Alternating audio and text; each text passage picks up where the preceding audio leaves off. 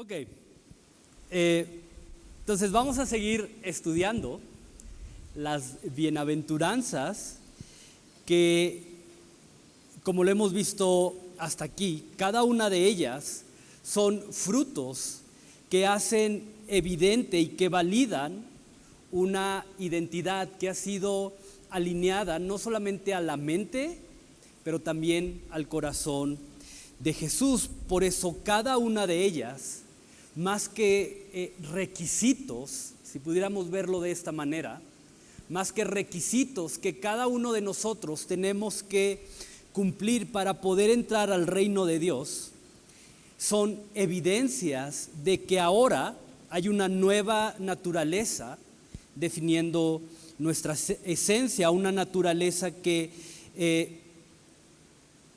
ya no se amolda a las costumbres de este mundo, una naturaleza que ya no se adapta a la cultura, a las formas, a los estilos de este mundo, tampoco, una naturaleza que se amolda a la manera de pensar de este mundo, sino que ahora tiene la capacidad de reflejar la mente y el corazón de Jesús, no solamente a través de lo que es, sino también a través de lo que hace, ¿verdad? Por eso, versículos más adelante, aquí mismo en Mateo capítulo 5, Jesús va a declarar sobre sus discípulos el que ahora ellos serían la sal y la luz del mundo.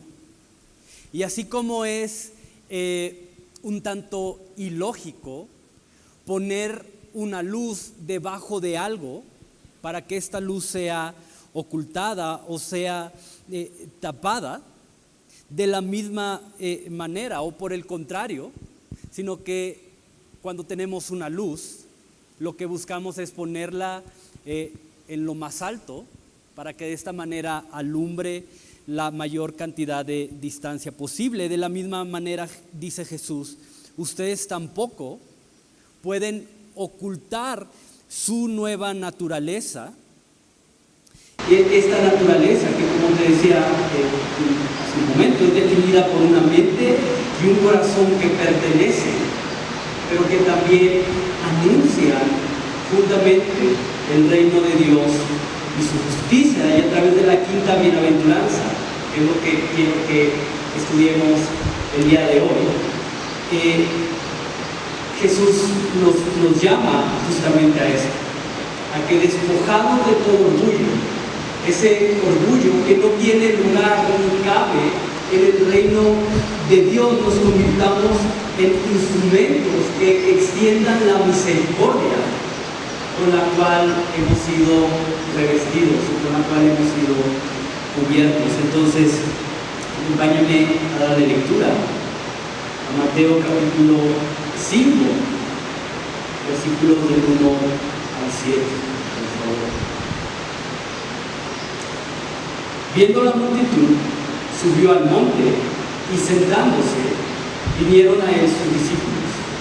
Y abriendo su boca les enseñaba diciendo, bienaventurados los pobres en espíritu, porque de ellos es el reino de los cielos. Bienaventurados los que lloran, porque ellos recibirán consolación. Bienaventurados los mansos, porque ellos recibirán la tierra por heredad. Bienaventurados los que tienen hambre y sed de justicia, porque ellos serán saciados. Bienaventurados los misericordiosos, porque ellos alcanzarán misericordia.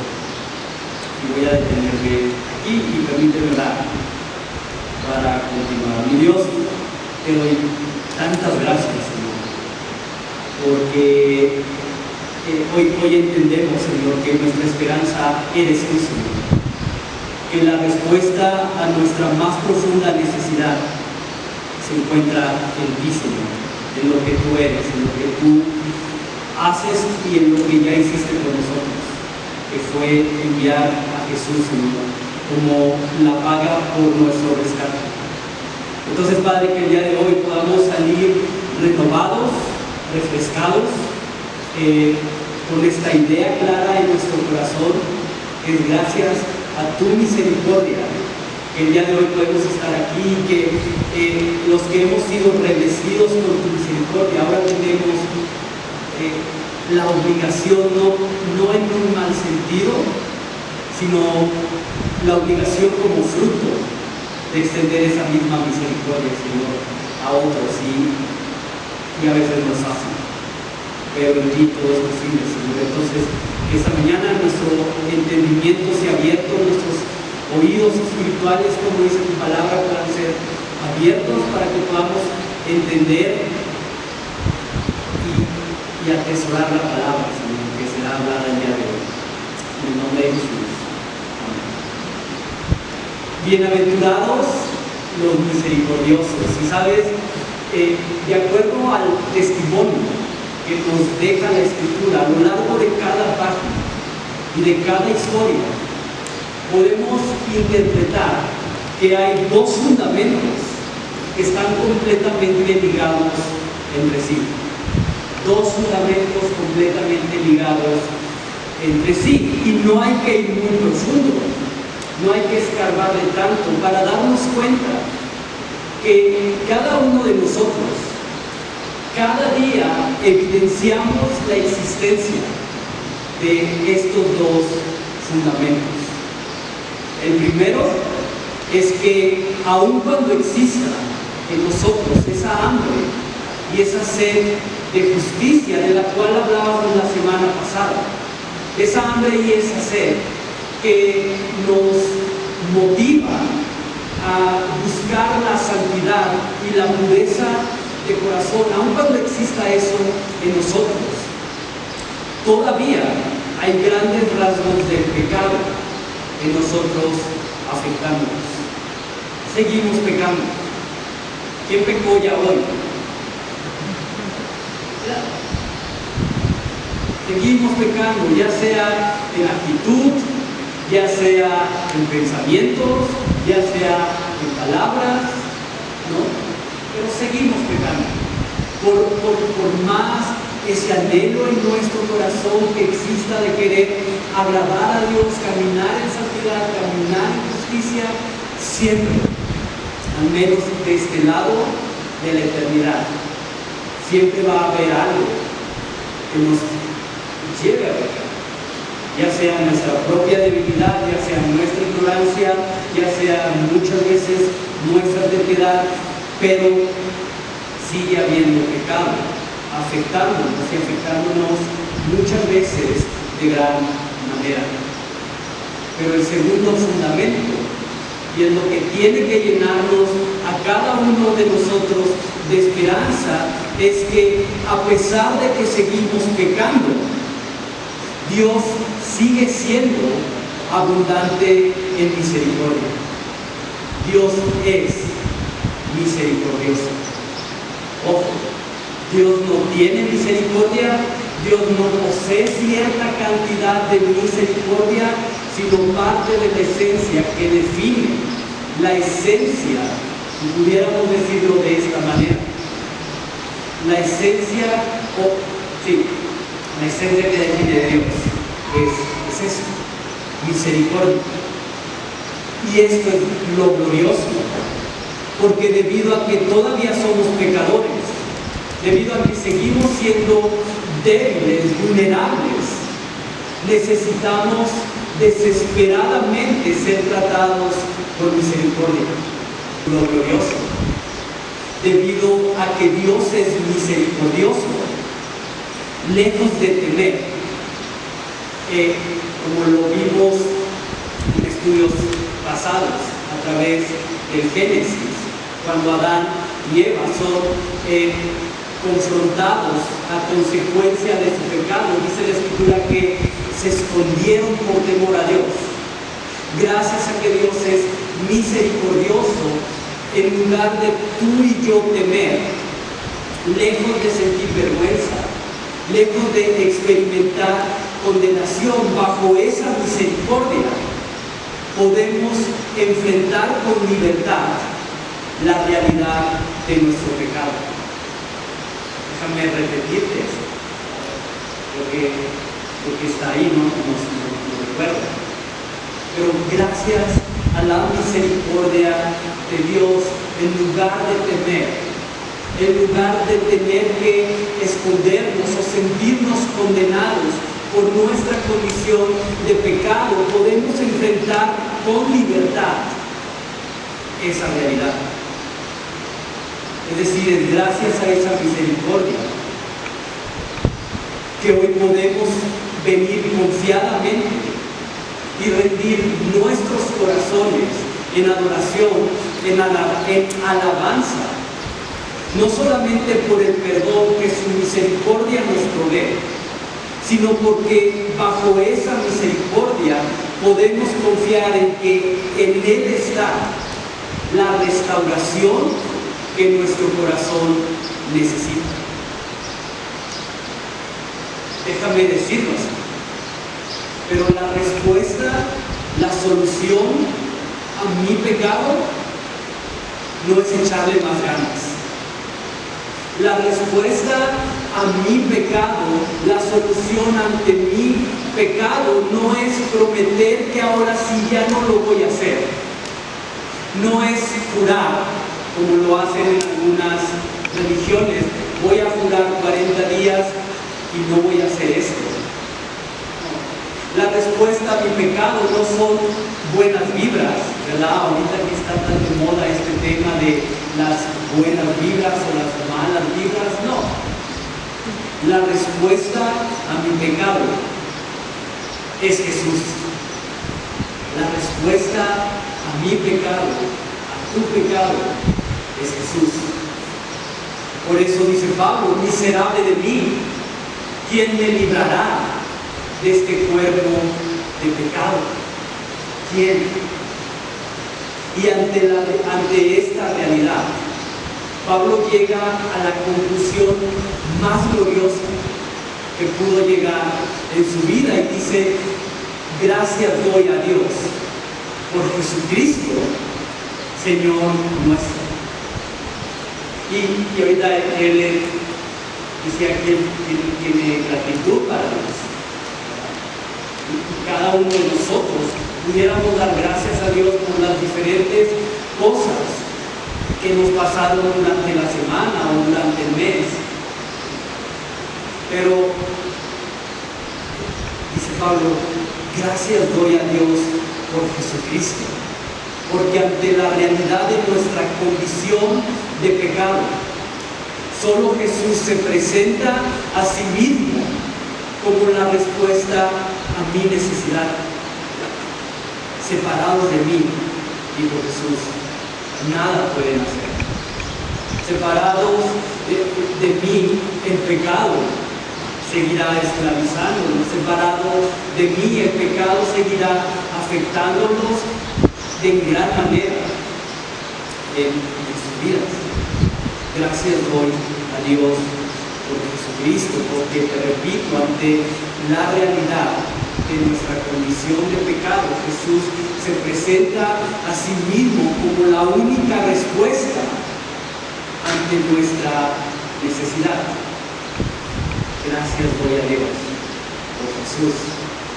Ahora, la idea de misericordia o misericordioso, bienaventurados los misericordiosos, dice Jesús, especialmente en el contexto judío, apuntaba a un estado en el que alguien se sentía identificado con el sufrimiento y con la miseria que otros pudieran llegar a experimentar.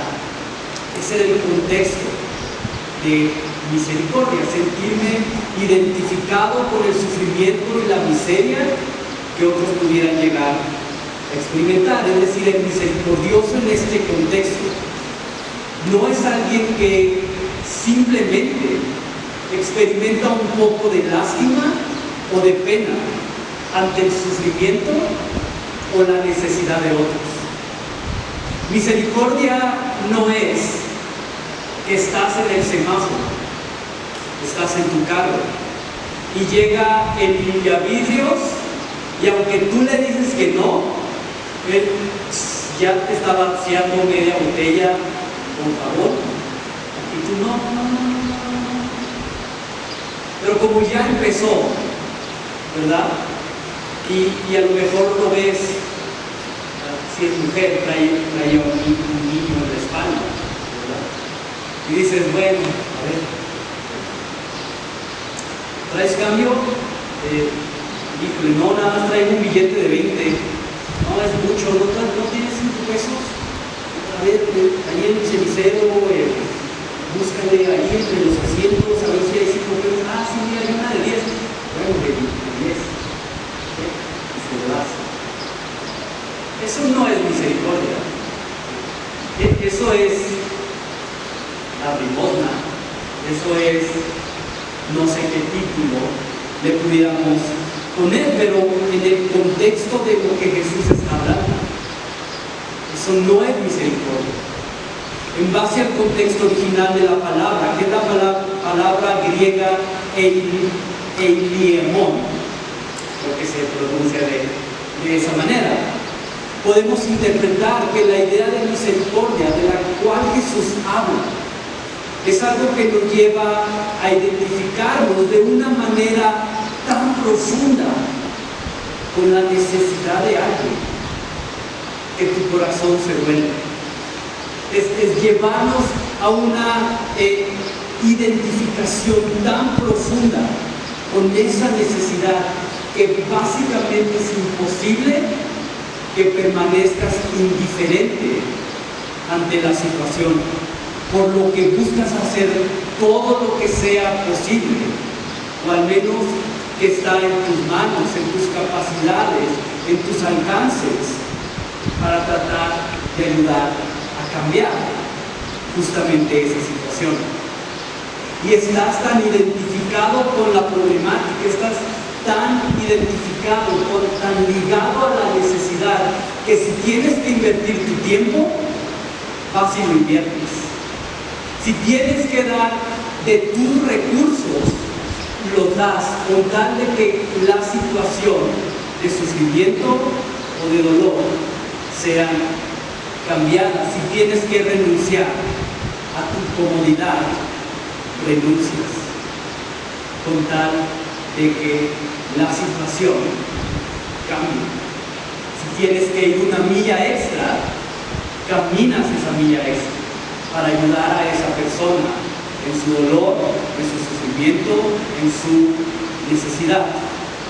Porque tu corazón está tan profundamente ligado a esa necesidad que no puedes sentirte tranquilo, que no puedes sentirte a gusto, que no puedes sentirte en paz sabiendo que esa condición de sufrimiento, de dolor o de necesidad sigue ahí. Eso es misericordia.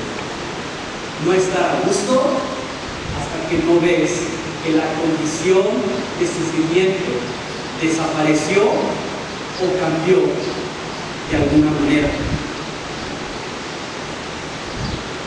Y sabes, esa es la misma misericordia que llevó a Jesús a encarnarse y tomando forma de siervo, sanó al enfermo. Es esa misma misericordia que llevó a Jesús a encarnarse y como siervo sanó al paralítico, sanó al ciego, al leproso. Pero también bajo esa misma misericordia, Jesús sanó al quebrantado de corazón, al cansado, al que había sido condenado por sus pecados, al que había sido desechado, al que había sido despreciado. Jesús fue y bajo su misericordia lo tomó, lo sanó y lo restauró. Es esa misma misericordia que llevó a Jesús a despojarse de su gloria, a despojarse de su debilidad para que como cordero fuera ofrecido en sacrificio y a través de su sacrificio poder cambiar nuestra condición de miseria en la que nos encontrábamos a causa de nuestro pecado, haciendo posible justamente eso, el perdón, la restauración y dándonos la esperanza de una nueva manera de vivir. Jesús fue movido dice la Escritura, a misericordia. Y gracias a esa misericordia es que hoy tú y yo podemos experimentar libertad, gracias a su misericordia, que nuestra condición de miseria fue tomada y cambiada por una vida llena de esperanza, de fe, de amor, de justicia, de bendición, una vida eterna. Quiero que veamos una historia que refleja un poco más profundo esta misericordia con la cual Jesús estableció su ministerio. Por favor, acompáñame a Juan, capítulo 8, versículos del 1 al 11. Y Jesús se fue al monte de los Olivos, y por la mañana volvió al templo, y todo el pueblo vino a él, y sentado él les enseñaba. Entonces los escribas y los fariseos le trajeron a una mujer sorprendida en adulterio, y poniéndola en medio, le dijeron: Maestro, esta mujer ha sido sorprendida en el acto mismo de adulterio, y en la ley nos mandó Moisés apedrear a tales mujeres. Tú pues, ¿qué dices? Mas esto decían, tentándole para poder acusarle. Pero Jesús, inclinado hacia el suelo, escribía en la tierra con el dedo. Y como insistieran en preguntarle, se enderezó y les dijo: el que de vosotros esté sin pecado, sea el primero en arrojar la piedra contra ella. E inclinándose de nuevo hacia el suelo, seguía escribiendo en tierra. Pero ellos, al oír esto, acusados por su conciencia, salían uno a uno, comenzando desde los más viejos hasta los postreros. Y quedando solo Jesús y la mujer que estaba en medio, enderezándose Jesús, y no viendo a nadie sino a la mujer, le dijo: Mujer, ¿dónde están los que te acusaban? ¿Ninguno te condenó? Ella dijo: Ninguno, Señor. Entonces Jesús le dijo: Ni yo te condeno, vete y no peques más. Y aquí hay un montón de cosas que pudiéramos sacar o interpretar de la historia, pero quiero enfocarme en este punto. Imagínate la escena. Es una mujer judía, una mujer sorprendida en un acto que, de acuerdo a los 10 mandamientos, era uno de los actos más ofensivos y más condenables por la ley que Dios había dado a su pueblo a través de Moisés. De hecho, el castigo, como bien lo dicen los escribas y los fariseos, era la muerte, y no cualquier muerte. Era una muerte por lapidación, es decir, una muerte donde aquellos hombres que la enjuiciarían tomarían piedras más o menos de un tamaño regular que se pudieran cargar, y la mujer era golpeada literalmente hasta morir con esas piedras. Ahora, por el contexto, podemos interpretar que esta mujer seguramente fue sometida, fue sacada con violencia, a la fuerza, y entre empujones e insultos fue arrastrada hasta donde estaba Jesús en el templo. Ahora, no me imagino o no creo que estos hombres hubieran tenido la delicadeza de decirle a la mujer: mira, chiquita, te vamos a llevar ante Jesús para que te condene.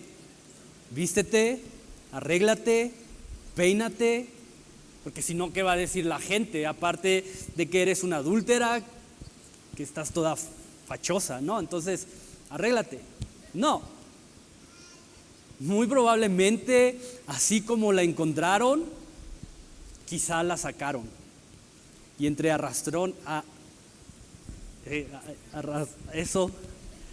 entre gritos, entre insultos, entre golpes, probablemente fue llevada hasta donde estaba Jesús. Ahora, de acuerdo a la tradición, lo más probable es que Jesús se encontrara en algunos de los patios del templo, en donde comúnmente los rabinos y los maestros de la ley se sentaban para enseñar. Lo interesante de esto es que, de acuerdo a lo que dice Juan, todo el pueblo vino a él. Esto significa que la cantidad de personas que habían llegado ese día a buscar a Jesús, a escucharlo, a recibir algún milagro, o simplemente a estar donde él estaba, era tanta que muy probablemente ese día la explanada del patio terminó por llenarse, y más o menos de acuerdo a la tradición y lo que algunos comentaristas señalan es que Jesús estaría en medio y toda la gente alrededor de Jesús escuchando su enseñanza. Entonces, cuando estos hombres llegan con la mujer, tuvieron que abrirse paso entre la multitud y ubicarse justamente en medio. Entonces, piensa un poco en todo lo que se vivió en ese momento. Ponte un momento en el lugar de esta mujer. Ponte por un momento en el lugar de estos fariseos celosos demandando justicia.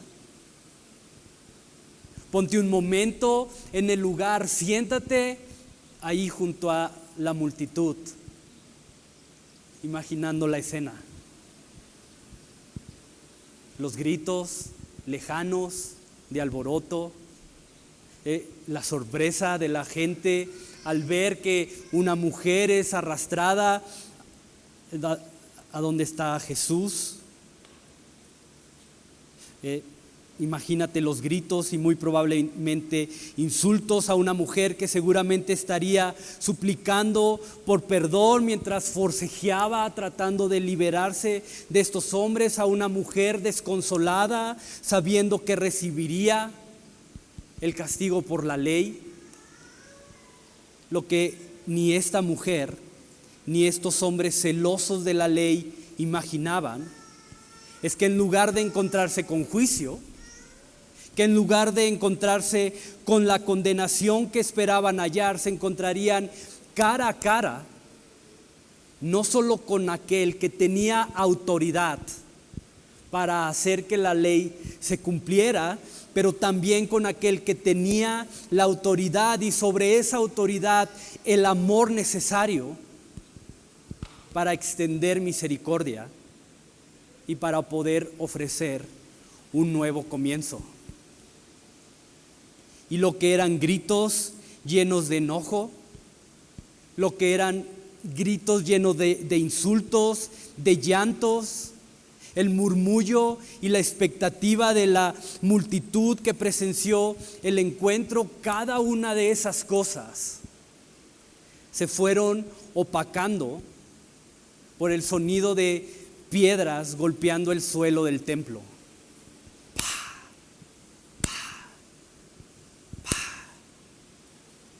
Como señal de que ninguno de ellos habían encontrado ni la autoridad ni el valor en su corazón para condenar a esta mujer. Y quiero que medites en esto. Eso es súper profundo, porque si Jesús validaba el juicio, la ley era clara. La ley decía: una mujer sorprendida en adulterio tiene que pagar su pecado, tiene que morir de esta manera.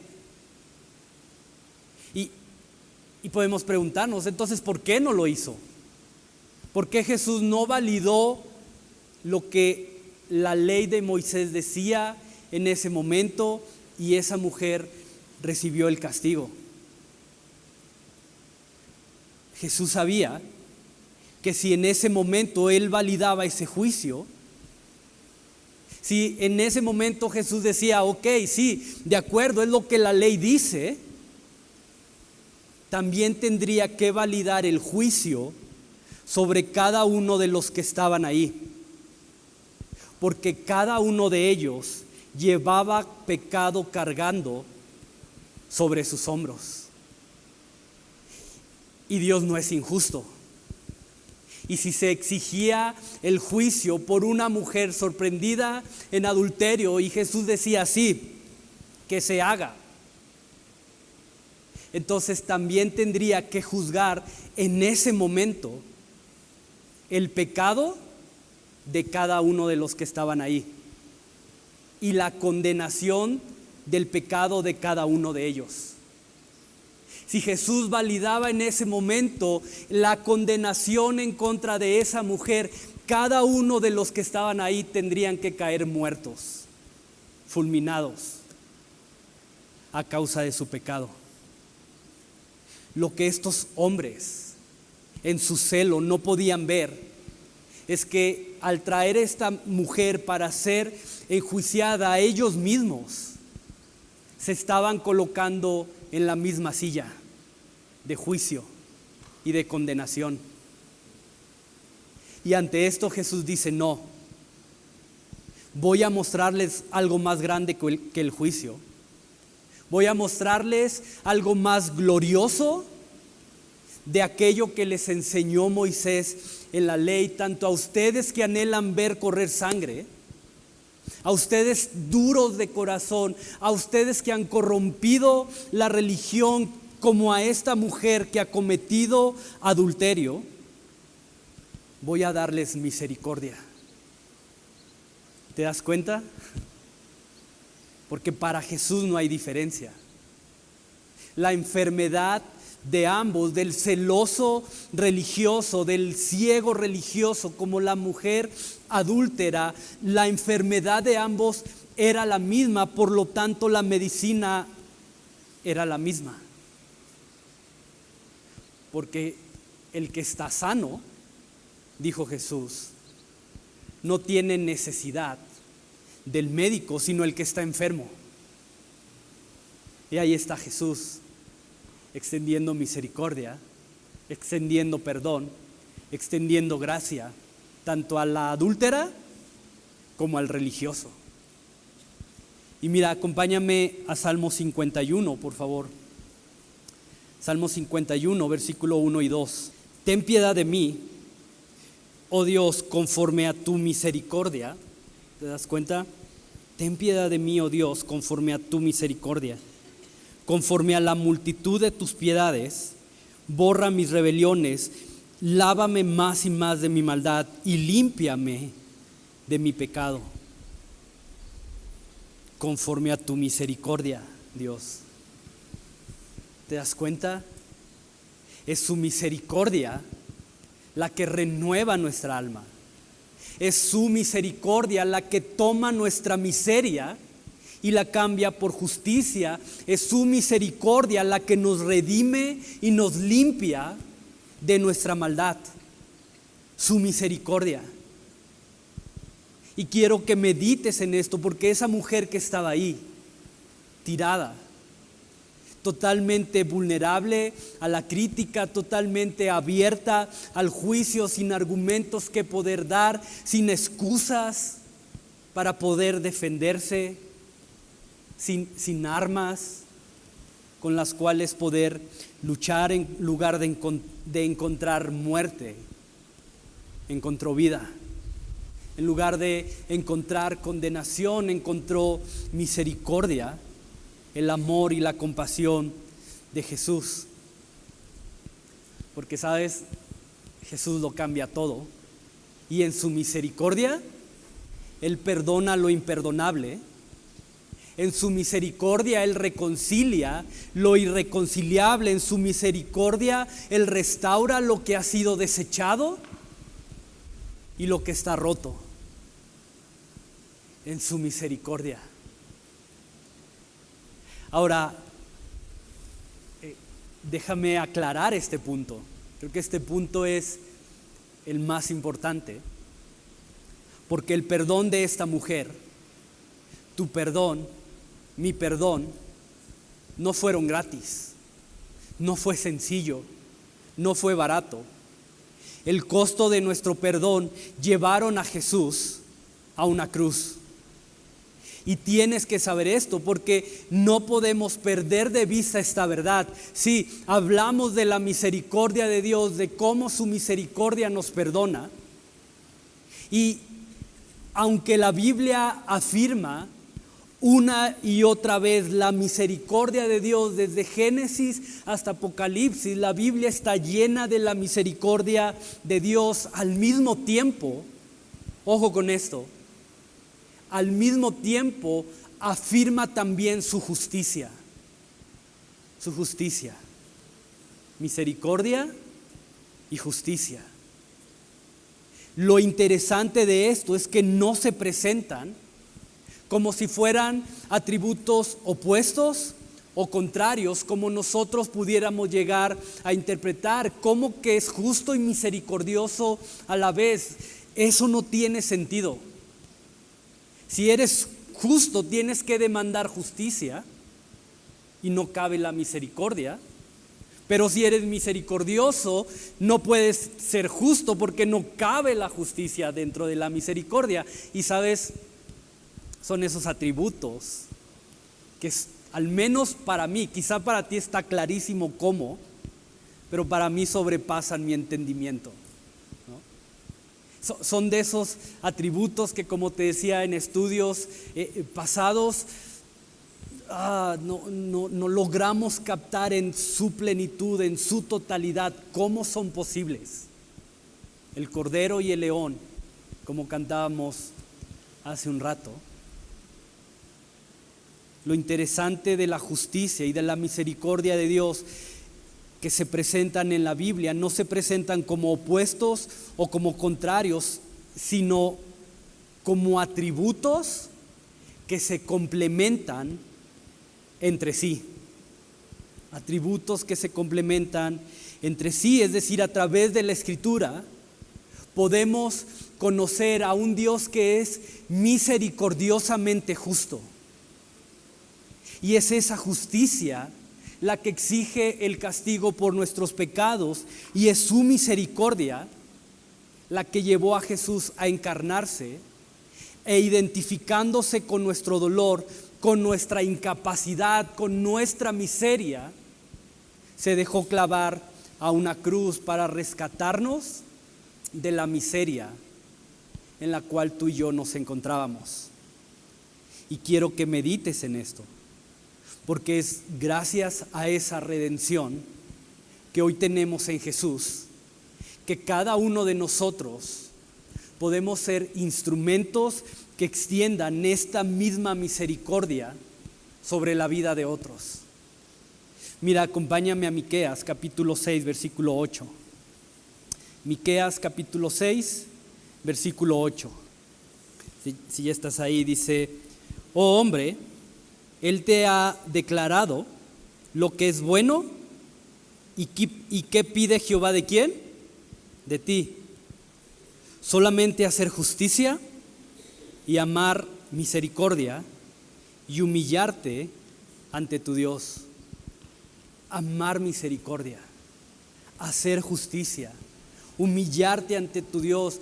Creo que son elementos que van de la mano. Si tú no haces justicia, no amas misericordia. Y si no haces misericordia, dice la Escritura, si no puedes amar a tu hermano al que ves, ¿cómo vas a amar a Dios a quien no has visto? ¿Te das cuenta? Lo que en nuestro orgullo no podíamos ser, lo que en nuestro orgullo, ese orgullo del cual somos despojados cuando entramos por la puerta de las dos primeras bienaventuranzas bajo el poder de la redención que hoy tenemos en Jesús, se vuelve posible. Amar misericordia. Y sabes, pocas veces estaremos tan cerca de ser un reflejo de Jesús. Pocas veces estaremos cerca de ser un reflejo del carácter, de la esencia de Jesús, cuando tenemos la capacidad de mostrar y de tratar a otros con misericordia. Pocas veces estaremos tan cerca de honrar la cruz de Jesús, de honrar su sacrificio, como cuando viendo la miseria espiritual, cuando viendo la necesidad no solamente física, pero emocional o material de alguien, nuestro corazón, pero también nuestras manos son movidas por la misericordia, así como el corazón y las manos de Jesús fueron movidas a misericordia. Y quiero terminar con esto, porque, ¿sabes? El mayor acto de misericordia fue manifestado cuando en nuestra incredulidad y en nuestra rebeldía ofendimos a Dios con nuestro pecado. Y no lo sé. Y quiero que medites en esto. Pero quizá hoy Dios te está llamando a mostrar misericordia a aquel que te ha ofendido. Quizá hoy Dios te está llamando a mostrar misericordia al que te ha lastimado, al que te ha juzgado injustamente. Y tienes que saber esto, porque es ahí donde la verdadera misericordia se pone a prueba. Es ahí donde la verdadera misericordia brota de nosotros y hace lo que tiene que hacer, cuando la extendemos a quien desde nuestra opinión, desde nuestro juicio, desde nuestros sentimientos, no merecen ser tratados con misericordia. Pero como ya lo mencioné, para aquel que ha nacido verdaderamente de nuevo, las bienaventuranzas no son una opción, sino una evidencia de que nuestra identidad ha sido alineada a la mente y al corazón de Jesús. Jesús dijo: separados de mí, nada pueden hacer. Y es difícil responder con bendición al que nos ha dañado, sí. Es difícil. Es difícil amar y ver con compasión a aquel que nos ha fallado, lo es. Es difícil mostrar misericordioso con el que no hace caso, con el que no llena nuestras expectativas, lo es. Pero hoy Dios nos da de su Espíritu para poder hacer lo que en nuestras fuerzas no es posible. Y quizá hoy tienes que decirle a Dios, quizá hoy tengo que decirle a Dios: Señor, dame de tu Espíritu para poder extender esa misericordia con la cual tú me has llenado cada día. Entonces, ¿por qué no terminamos pidiéndole a Dios justamente eso? Y ahí en tu lugar, de manera personal, le pides a Dios y le dices: Dios, ayúdame, porque tú sabes que necesito tratar con misericordia a tal, a tal, a tal, a tal. Oh Padre, has puesto una necesidad delante de mí, que mi corazón no esté tranquilo, en paz, hasta que no haga algo para poder aliviar esa situación, para poder ayudar a cambiar esa situación que tú me has permitido ver. Quizá con un vecino, con un amigo, con alguien con el que te encuentras todos los días, en tu trabajo. Estás viendo que está sufriendo, estás viendo que está pasando por un momento difícil. Dios, que pueda ser ese instrumento que lo lleve a tu presencia. No porque ya te lo echaste, sino porque le hablaste de Él, ¿verdad? Dios, úsame como un instrumento para que otros puedan conocerte y conocer tu misericordia. Entonces, mientras pasan los muchachos de la alabanza, ¿por qué no oras un momento ahí a Dios y le pides misericordia o ayudar a alguien a aliviar su sufrimiento, su necesidad, su dolor.